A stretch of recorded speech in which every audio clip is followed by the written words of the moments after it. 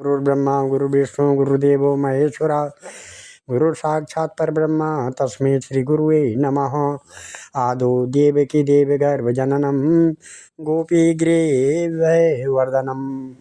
मायापूतन जीवतापहरणं गोवर्धनोद्धारणं कंसच्छेदनकौरवादिहननं कुन्तीसुतापालनम् एतत् श्रीमद्भागवतं पुराणकथितं श्रीकृष्णलीलामृतं निगमकल्पतरोर्गलितं फलं शुकमुखाद्रव अमृतसंयुतं पिबत भागवतं रसमालया मुहरहो रसिका भूरि भावुका।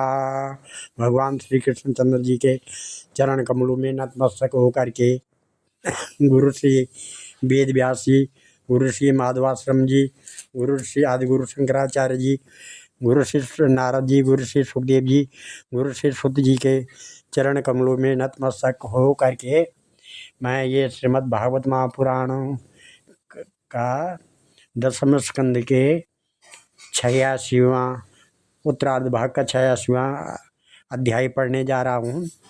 कृपया ये इसको सुनने के बाद कमेंट में ओम श्री कृष्णाय नमः, जय श्री कृष्णाय ऐसे लिखना न भूले, इसका शुभ फल होगा। ओम राजोवाचा ब्रह्मन् वेतुं भिक्षाम स्वसारं रामकृष्णयो यथोपयेम विजयोया ममासीत पितामही। आज का प्रसंग है सुभद्रा हरण और भगवान का मिथिलापुरी में राजा जनक और श्रुतदेव ब्राह्मण के घर एक ही साथ जाना। राजा परीक्षित ने पूछा, भगवान मेरे दादा अर्जुन ने भगवान श्री कृष्ण और बलराम जी की बहन सुभद्रा जी से जो मेरी दादी थी किस प्रकार विवाह किया, मैं यह जानने के लिए बहुत उत्सुक हूँ।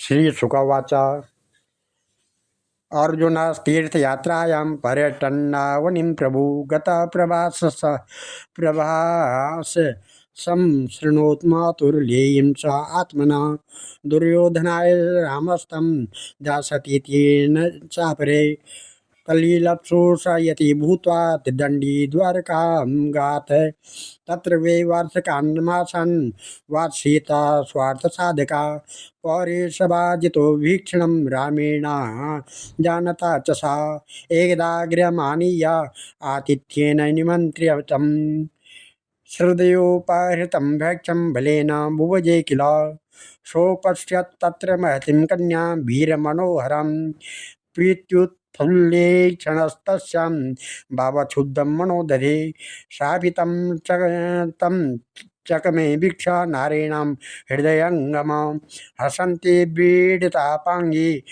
तन्यास्तद्हृदयेक्षणा तां परं समुन्नुध्यायन् अन्तरं प्रेमसार्जुनं न लेवे सम्भ्रमच्चित्ता कामेनातिबलीयसा महत्यं देवयात्रायां रथस्थां दुर्गनिर्गतां जहारानुमता पितृ कृष्णस्य च महारथा रथस्थो धनुरादाय शूरां च अरुन्धतौ भटान् विद्राव्याक्रोशतां स्वानां स्वभागं मृडाडिव तत्श्रुत्वा क्षोभितो राम पर्वणिव महार्णवः गृहीतपादकृष्णेन सुहृद्भिश्चान्वशाम्यतः प्रहरणोत परिबर्हणि वरबद्योर्मुदा बल महाधनोपस्करे भरथा स्वर्ण नरयोषिताः।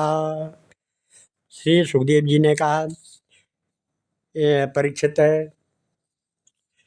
एक बार अत्यंत शक्तिशाली अर्जुन तीर्थ यात्रा के लिए पृथ्वी पर विचरण करते हुए प्रभास क्षेत्र पहुँचे। वहाँ उन्होंने यह सुना कि बलराम जी मेरे मामा की पुत्री सुभद्रा का विवाह दुर्योधन के साथ करना चाहते हैं और वसुदेव श्री कृष्ण और उनसे इस विषय में सहमत नहीं है। अब अर्जुन के मन में सुभद्रा को पाने की लालसा जाग आई। वे त्रिदंडी वैष्णव का वेश धारण करके द्वारका पहुँचे। अर्जुन सुभद्रा को प्राप्त करने के लिए वहाँ वर्षा काल में 4 महीने तक रहे। वहाँ पूर्ववासियों और बलराम जी ने उनका खूब सम्मान किया। उन्हें यह पता न था चला कि ये अर्जुन है। एक दिन बलराम जी ने आतिथ्य के लिए उन्हें निमंत्रित किया और उनको वे अपने घर ले आए। त्रिदंडी वेशधारी अर्जुन को बलराम जी ने अत्यंत श्रद्धा के साथ भोजन सामग्री निवेदित की और उन्होंने बड़े प्रेम से भोजन किया। अर्जुन ने भोजन के समय वहाँ विवाह योग्य परम सुंदरी सुभद्रा को देखा। उसका सौंदर्य बड़े बड़े वीरों का मन हरने वाला था। अर्जुन के नेत्र प्रेम से प्रफुल्लित हो गए और उनका मन उसे पाने की आकांक्षा से क्षुब्ध हो गया और उन्होंने उसे पत्नी बनाने का दृढ़ निश्चय कर लिया। परीक्षित, तुम्हारे दादा अर्जुन भी बड़े ही सुंदर थे। उनके शरीर की गठन भाव भंगी स्त्रियों का हृदय स्पर्श कर लेती थी। उन्हें देखकर सुभद्रा ने भी मन में उन्हीं को पति बनाने का निश्चय किया। वह तनिक मुस्कुराकर लज्जिली चितवन से उनकी ओर देखने लगी।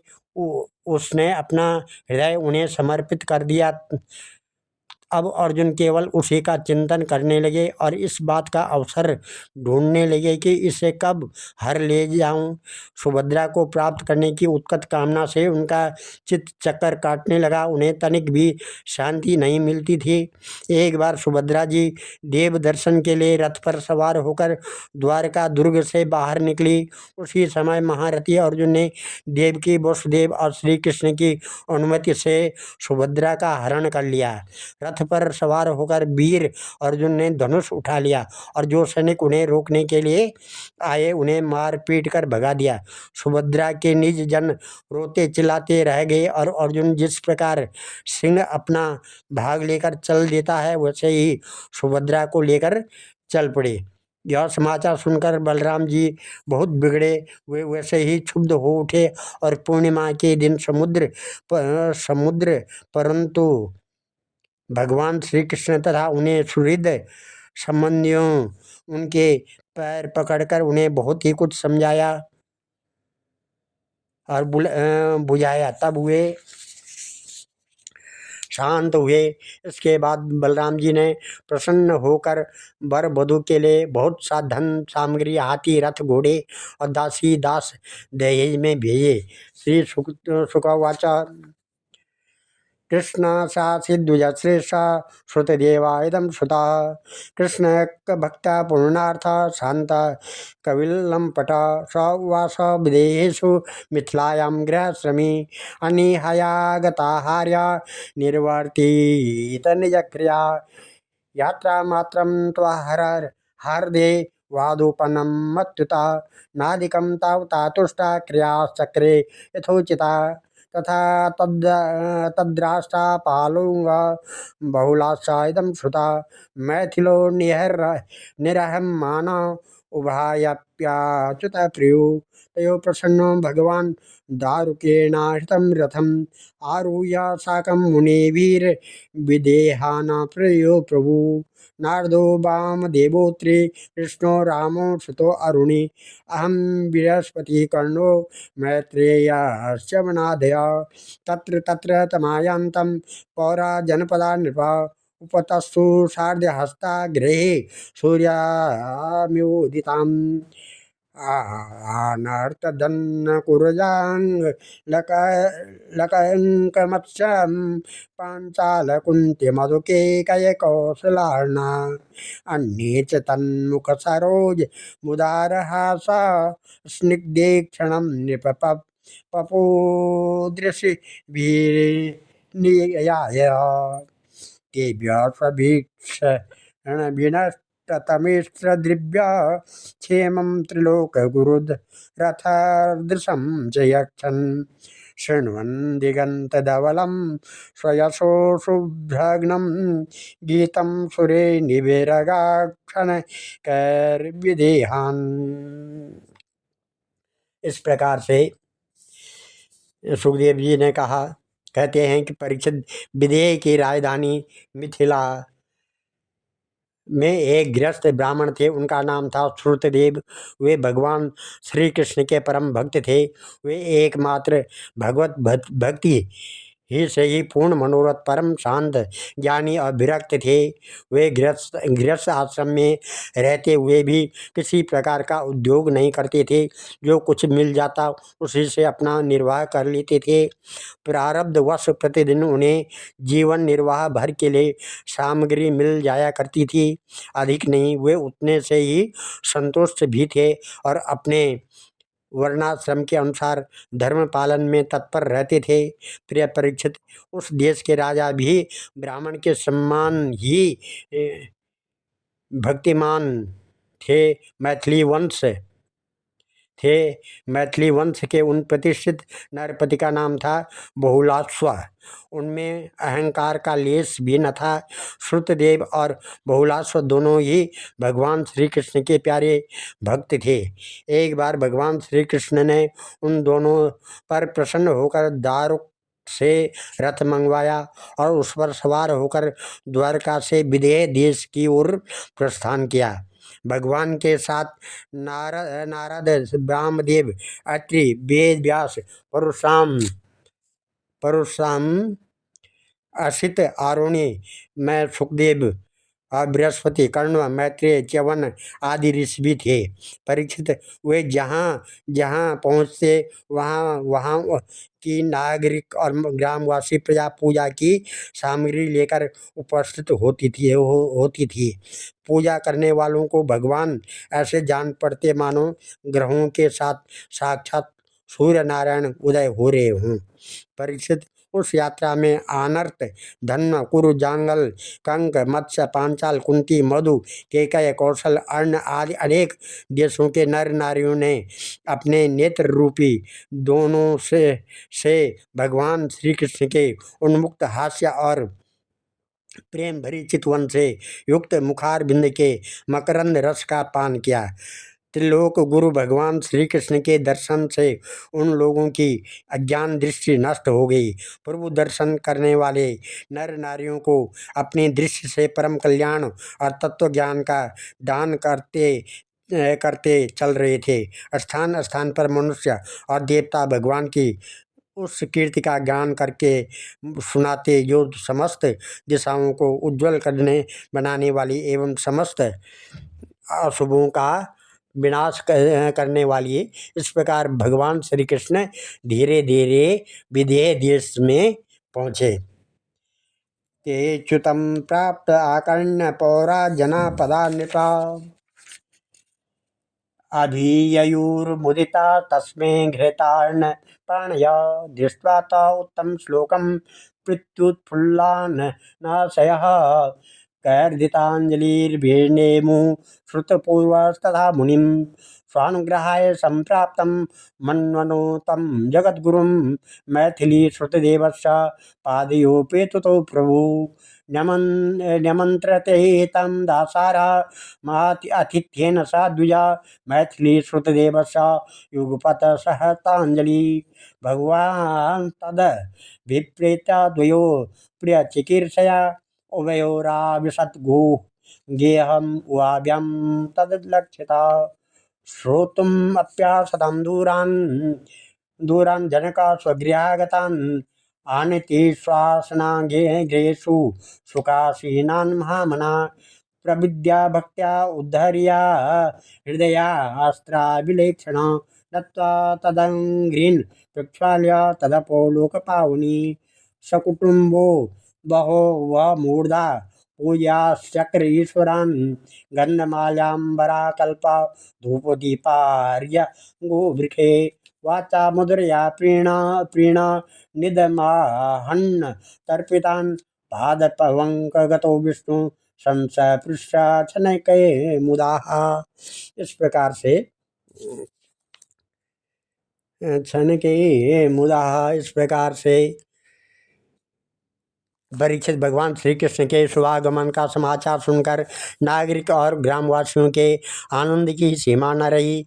वे अपने हाथों में पूजा की विविध सामग्रियों को लेकर उनकी अगवानी करने आए। भगवान श्री कृष्ण का दर्शन करके उनके हृदय और मुख कमल प्रेम और आनंद से खिल उठे। उन्होंने भगवान को तथा उन मुनियों को जिनका नाम केवल सुन रखा था, देखा न था, हाथ जोड़कर मस्तक झुकाकर प्रणाम किया। मिथिला नरेश बहुलास्व और श्रुतदेव ने यह समझ कर कि जगत गुरु भगवान श्री कृष्ण हम लोगों पर अनुग्रह करने के लिए ही पधारे हैं, उनके चरणों पर गिरकर प्रणाम किया। बहुलास्व और श्रुतदेव दोनों ने ही एक साथ हाथ जोड़कर मुनि मंडली के सहित भगवान श्री कृष्ण को आतिथ्य से ग्रहण करने के लिए निमंत्रित किया। भगवान श्री कृष्ण दोनों की प्रार्थना स्वीकार करके दोनों को ही प्रसन्न करने के लिए एक ही समय अलग अलग रूप से दोनों के घर पधारे।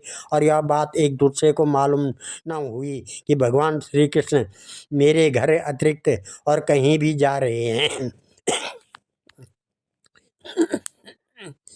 जा रहे हैं। विधेयराज बहुलास्व बड़े मनस्वी थे। उन्होंने यह देखकर कि दुष्ट दुराचार्य पुरुष जिनका नाम भी नहीं सुन सकते हैं, वे ही भगवान श्री कृष्ण और ऋषि मुनि मेरे घर पधारे हैं, सुंदर सुंदर आसन मंगाए। भगवान श्री कृष्ण तथा ऋषि मुनि आराम से उन पर बैठ गए। उस समय बहुलास्व की विचित्र दशा थी। प्रेम भक्ति के उद्रेक से उनका हृदय भर आया था, नेत्रों में आंसू उमड़ रहे थे। उन्होंने अपने पूज्यतम अतिथियों के चरणों में नमस्कार करके पांव पखारे और अपने कुटुंब के साथ उनके चरणों का लोक पावन जल सिर पर धारण किया। और फिर भगवान एवं भक्त वत्सल स्वरूप ऋषियों को गंध माला वस्त्र अलंकार धूप दीप अर्घ्य गो बैल आदि समर्पित करके उनकी पूजा की। जब सब लोग भोजन करके तृप्त हो गए, तब राजा बहलास्व अपने भगवान श्री कृष्ण के चरणों को अपने गोद में लेकर बैठ गए और बड़े आनंद से धीरे धीरे उन्हें सहलाते हुए बड़ी मधुर वाणी से भगवान की स्तुति करने लगे। राजोवाचा भगवान ही सर्वभूतानां आत्मा साक्षी स्वदृग्विभो अथ नस्त्वत्पदाम्बुजं स्मरतं दर्शनं गता स्ववचस्तदृतं कर्मम् अस्मद्दृग्गोचरं भवान् यदात्थे एकान्तं भक्तान् मे नानन्तं श्रीरजा प्रिया को नु त्वच्चरणम्बुजम् एवं विद विसर्जेत् पुमान् निष्किञ्चनानां शान्तानां मुनीनां यस्त्वमात्मदा यवतीर्या यदोर्वंशे नृणां संसरतां या यशोभितेनये तत्सन्ति त्रिलोक्या वृजनापहं नमस्तुभ्यं भगवते कृष्णया कुण्ठमेधसे नारायणाय ऋषये सुशान्तं तप ईयुषे दिनानि कतिचित् भूमन् गिर्यान्नो निवसद्विजे समेता पादरजसा पुनहिदं निमे कुलम् इत्युपामन्त्रितो राजा भगवान् लोकभावना वासा कुर्वन् कल्याणं मिथिलानार्योषिताम् श्रुतदेवोच्चतो प्राप्तं स्वगृहाञ्जनको यथा नत्वा मुनिन् संसृष्टो धुनन्वासुननर्थः तृणपीठा वृषश्वेता नानीस्तेषु प्रवेश्यसा स्वागतेनाभिनन्दन्ध्रीन् सभार्यो वाणिजे मुदा तदम्बसा महाभागा आत्मानं सगृहान्वयम् स्नापयाञ्चक्र उद्दर्शो लब्ध सर्वमनोरथा फलार्णनो क्षीर शिवामृताम्बुभिः मुदा सुराभ्या तुलसी कुशाम्बुजे आराधयामास यथोपपन्नया सपर्यया सत्त्वविवर्धनान्दसा सतर्कयामास कुतो ममान्भूत् गिरान्धकूपे परितस्य संगमा या सर्वतीर्थास्पदपादरेणुभिः कृष्णेन चास्यात्मनिकेतभूसुरे शुभविष्टान्कृतातिथ्या श्रुतदेवा उपस्थिता सभार्या स्वजनापत्य वाचान्या विमर्शनः। राजा ने कहा, भोलवासुर ने कहा, प्रभु आप समस्त प्राणियों के आत्मा साक्षी एवं स्वयं प्रकाश हैं। हम सदा आपके आपके आपके चरण कमलों का स्मरण करते रहते हैं। इसी से आपने हम लोगों को दर्शन देकर कृतार्थ किया है। भगवान आपके वचन हैं कि मेरा अनन्य प्रेमी भक्त मुझे अपने स्वरूप बलराम जी, अर्धांगिनी लक्ष्मी और पुत्र ब्रह्मा से भी बढ़कर प्रिय है। अपने उन वचनों को सत्य करने के लिए ही आपने हम लोगों को दर्शन दिया है। भला ऐसा कौन पुरुष है जो आपकी इस परम दयालुता और प्रेम परवशता को जानकर भी आपको चरण कमलों का परित्याग कर सके। प्रभु, जिन्होंने जगत की समस्त वस्तुओं का एवं शरीर आदि का भी मन से परित्याग कर दिया है, उन परम शांत मुनियों को आप अपने तक को भी दे डालते हैं। आपने यदुवंश में अवतार लेकर जन्म मृत्यु के चक्कर में पड़े हुए मनुष्यों को उससे मुक्त करने के लिए जगत में ऐसे विशुद्ध यश का विस्तार किया है जो त्रिलोकी के पाप ताप को शांत करने वाला है। प्रभु, आप अचिंत्य अनंत ऐश्वर्य और माधुर्य की निधि और सबके चित्त को अपनी ओर आकर्षित करने के लिए आप सच्चिदानंद स्वरूप पर ब्रह्म हैं। आपका ज्ञान अनंत है। परम शांति का विस्तार करने के लिए आप ही नारायण ऋषि के रूप में तपस्या कर रहे हैं। मैं आपको नमस्कार करता हूँ।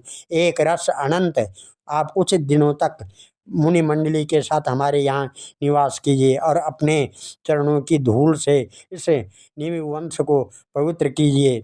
परीक्षित, सबके जीवनदाता भगवान श्री कृष्ण राजा बहुलास्व की यह प्रार्थना स्वीकार करके मिथिलावासी नर नारियों का कल्याण करते हुए कुछ दिनों तक वहीं रहे। प्रिय परीक्षित, सुखदेव जी कहते हैं, प्रिय परीक्षित, जैसे राजा भोलास्व भगवान श्री कृष्ण और मुनि मंडली के पधारने पर आनंद मग्न हो गए थे, वैसे ही श्रुतदेव ब्राह्मण भी भगवान श्री कृष्ण और मुनियों को अपने घर आया देकर आनंद विह्वल हो गए। वे उन्हें नमस्कार करके अपने वस्त्र उछाल उछाल कर नाचने लगे। श्रुतदेव ने चटाई पीढ़े और कुशासन बिछाकर उन पर भगवान श्री कृष्ण और मुनियों को बैठाया, स्वागत भाषण आदि के द्वारा उनका अभिनंदन किया तथा अपनी पत्नी के साथ बड़े आनंद से सबके पांव पखारे। परीक्षित, महान सौभाग्यशाली श्रुतदेव ने भगवान और ऋषियों के चरणोदक से अपने घर और कुटुंबियों को सींच दिया। इस समय उनके सारे मनोरथ पूर्ण हो गए थे। वे हर्ष रेत से मतवाले हो रहे थे। तदंतर उन्होंने फल गंध खस से सुवासित निर्मल एवं मधुर जल, सुगंधित मिट्टी, तुलसी, कुश, कमल आदि अनायास प्राप्त पूजा सामग्री और सत्वगुण बढ़ाने वाले अन्न से सबकी आराधना की। उस समय श्रुतदेव जी मन ही मन तर्क ना करने लगे कि मैं तो घर गृहस्थी के अंधेरे कुएं में गिरा हुआ हूँ, अभागा हूँ। मुझे भगवान श्री कृष्ण और उनके निवास स्थान ऋषि मुनियों का, जिनके चरणों की धूल ही समस्त तीर्थों को तीर्थ बनाने वाली है, समागम कैसे प्राप्त हो गया। जब सब लोग आतिथ्य स्वीकार करके आराम से बैठ गए, तब श्रुतदेव अपनी स्त्री, पुत्र तथा अन्य संबंधियों के साथ उनकी सेवा में उपस्थित हुए। वे भगवान श्री कृष्ण के चरण कमलों का स्पर्श करते हुए कहने लगे। श्रुतदेवाच, नाद्यं नो दर्शनं प्राप्ता परम परम पुरुष यही सटिभिः श्रेष्ठा प्रविष्टो यात्मशक्तया यथा शयाना पुरुषो मनसेवात्ममायया सृष्ट्वा लोकं परम स्वप्नं मनो विश्याय भासते शृणतं गजतं सस्सा दर्शतं तावे बन्धतां नृणां सम्बन्धताम् अन्तर्हृदि भाष्यमलात्मनां हृदयस्थोऽप्यधि दूरस कर्म विक्षिप्त चेतसाम आत्मशक्ति विरग्रायो अप्यंतुपेत गुणात्मनहम नमस्तु तेध्यात्मविदं परात्मने अनात्मनि स्वात्म विभक्ति मिष्टवे सकारणकारणलिंगमीयुषे समाययंसावृतरुद्रदृष्टे स्वयं साधि सवृत्त्यान्न किं देवका करवामहे एतदन्तो नृणां क्लेशो यद भवान गोचरः। सुतदेव ने कहा, प्रभु आप व्यक्त रूप प्रकृति आदि जीवों से परे पुरुषोत्तम है। मुझे आपने आज ही दर्शन दिया है ऐसी बात नहीं है। आप तो तभी से सब लोगों से मिले हुए हैं जब से आपने अपनी शक्तियों के द्वारा इस जगत की रचना करके आत्मसत्ता के रूप से इसमें प्रवेश किया है। जैसे सोया हुआ पुरुष स्वप्न अवस्था में अविद्यावश मन ही मन स्वप्न जगत की सृष्टि कर लेता है और उसमें स्वयं उपस्थित होकर अनेक रूपों में अनेक कर्म करता हुआ प्रतीत होता है, वैसे ही आपने अपने में ही अपनी माया से जगत की रचना कर ली है और अब इसमें प्रवेश करके अनेकों रूपों से प्रकाशित हो रहे हैं। जो लोग सर्वदा आपकी लीला कथा का श्रवण कीर्तन तथा आपकी प्रतिमाओं का अर्चन वंदन करते हैं और आपस में आपकी ये चर्चा करते रहते हैं, उनका हृदय शुद्ध हो जाता है और आप उसमें प्रकाशित हो जाते हैं। जिन लोगों का चित्त लौकिक वैदिक आदि कर्मों की वासना से बहिर्मुख हो रहा है, उनके हृदय में रहने पर भी आप उनसे बहुत दूर हैं। किंतु जिन लोगों ने आपके गुणगान से अपने अंतःकरण को सद्गुण संपन्न बना लिया है, उनके लिए चित्त वृत्ति आग्रह होने पर भी आप अत्यंत निकट हैं प्रभु। जो लोग आत्म तत्व को जानने वाले हैं, उनके आत्मा के रूप में ये आप स्थित हैं और जो शरीर आदि को ही अपना आत्मा मान बैठे हैं, उनके लिए आप अनात्मा को प्राप्त होने वाली मृत्यु के रूप में हैं। आप महतत्व आदि कार्य द्रव्य और प्रकृति रूप कारण के नियामक हैं, शासक हैं। आपकी माया आपकी अपनी दृष्टि पर पर्दा नहीं डाल सकती है, किंतु उसने दूसरों की दृष्टि को ढक रखा है। आपको मैं नमस्कार करता हूँ। स्वयं प्रकाश प्रभु, हम आपके सेवक हैं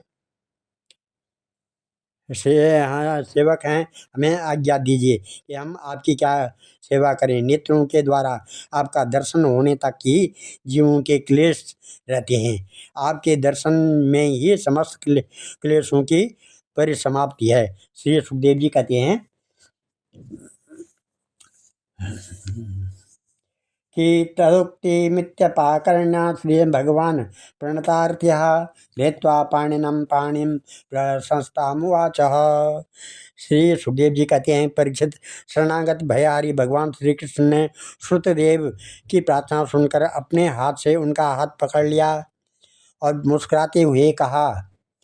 श्री भगवान उवाच ब्रह्मस्ते अनुग्रहार्थाय संप्राप्तान् विद्यैर्मुनिम् संचरन्ति मया लोकान् पुनन्ता पादरेणुभिः देवा क्षेत्राणि तीर्थानि दर्शना स्पर्शन अर्चने शनै पुनन्ति कालेन तदर्प्यार्हतमेक्षया ब्राह्मणो जन्मया श्रेयन् सर्वेषां प्राणिनां यः तपसा विद्यया तुष्टा किमु मत्कलयायुता न ब्राह्मणान्मे दयितं रूपम् एतत् चतुर्भुजां सर्ववेदमयो विप्र सर्वदेवमयो हयाम दुष्प्राज्ञा आविदित्येवं वजानन्त्यासूयव गुरुं मां विप्रमात्मानम् आचार्या दृश्या चराचर इदं विश्वं भावाये चासहित्वा मद्रूपाणीति चेतस्या दत्ते विप्रो मदीक्षया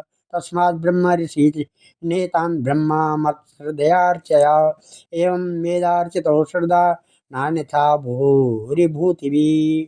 श्री भगवान ने कहा प्रिय श्रुतदेव, ये बड़े बड़े ऋषि मुनि तुम पर अनुग्रह करने के लिए ही यहाँ पधारे हैं। ये अपने चरण कमलों की धूल से लोगों और लोगों को पवित्र करते हुए मेरे साथ विचरण कर रहे हैं। देवता, पुण्य क्षेत्र और तीर्थ आदि तो दर्शन, स्पर्शन, अर्चन आदि के द्वारा धीरे धीरे बहुत दिनों में पवित्र करते हैं, परंतु संत पुरुष अपनी दृष्टि से ही सबको पवित्र कर देते हैं। यही नहीं, देवता आदि में जो पवित्र करने की शक्ति है वह भी उन्हें संतों की दृष्टि से ही प्राप्त होती है। श्रुतदेव, जगत में ब्राह्मण जन्म से ही सब प्राणियों से श्रेष्ठ है। यदि वह तपस्या, विद्या, संतोष और मेरी उपासना, मेरी भक्ति से युक्त है हो तब तो कहना ही क्या है। मुझे अपना यह चतुर्भुज रूप ही भी ब्राह्मणों की अपेक्षा अधिक प्रिय नहीं है, क्योंकि ब्राह्मण सर्ववेदमय है और मैं सर्वदेवमय हूँ। दुर्बुद्धि मनुष्य इस बात को तो न जानकर केवल मूर्ति आदि में ही पूज्य बुद्धि रखते हैं और गुणों में दोष निकालकर मेरे स्वरूप जगत गुरु ब्राह्मण का जो कि उनका आत्मा ही तिरस्कार करते हैं। ब्राह्मण मेरा साक्षात्कार करके अपने चित्त में यह निश्चय कर लेता है कि यह चराचर जगत, इसके संबंध की सारी भावनाएं और इसके कारण प्रकृति, महतत्वादि सब के सब आत्मस्वरूप भगवान के ही रूप हैं। इसलिए श्रुतदेव, तुम इन ब्रह्मर्षियों को मेरा ही स्वरूप समझकर पूरी श्रद्धा से इनकी पूजा करो। यदि तुम ऐसा करोगे तब तो तुमने साक्षात अनायास ही मेरा पूजन कर लिया है, नहीं तो बड़ी बड़ी बहुमूल्य सामग्रियों से भी मेरी पूजा नहीं हो सकती है। श्री सुखदेव जी कहते हैं, स इत्थं प्रवृणा दृष्टा सकृष्णान् द्विजोत्तमान् आराध्यैकात्म भावेन मैथिलास्यापि सद्गतिम् एवं स्वभक्तयो राजन् भगवान् भक्तिमान् उषित्वादिश्य सन्मार्गम पुनर्द्वारवतीम गात। श्री सुखदेव जी कहते हैं, परीक्षित, भगवान श्री कृष्ण का यह आदेश प्राप्त करके श्रुतदेव ने भगवान श्री कृष्ण और उन ब्रह्मर्षियों की एकात्म भाव से आराधना की तथा उनकी कृपा से भगवत स्वरूप को प्राप्त हो गए। राजा बहुलाश्वर ने भी वही गति प्राप्त की। प्रिय परीक्षित, जैसे भक्त भगवान की भक्ति करते हैं वैसे ही भगवान भी भक्तों की भक्ति करते हैं। वे अपने दोनों भक्तों को प्रसन्न करने के लिए कुछ दिनों तक मिथिलापुरी में रहे और उन्हें साधु पुरुषों के मार्ग का उपदेश करके वे द्वारका लौट आए। आज हम इस कथा को यहीं पर विराम देते हैं। कल 87वां अध्याय की कथा चलेगी, जिसमें वेद की स्तुति का प्रसंग चलेगा। और जो इस कथा को सुनेंगे इसमें उस कमेंट में जय श्री कृष्ण जरूर लिखना, इससे अच्छा फल मिलता है। जो इस अध्याय को सुनता है उसके सारे कष्ट दूर हो जाते हैं। ध्येयं सदा परिभवग्नमविष्टदोहं तीर्थात्पदं शिवविरञ्चनुतं शरण्यं भृत्यातिहं प्रणतपालभवाब्धिपोतं वन्दे महापुरुषते चरणारविन्दं। सर्वे भवन्तु सुखिनः, सर्वे सन्तु निरामया, सर्वे भद्राणि पश्यन्तु, मा कश्चित् दुःखभाग् भवेत्। धन्यवाद।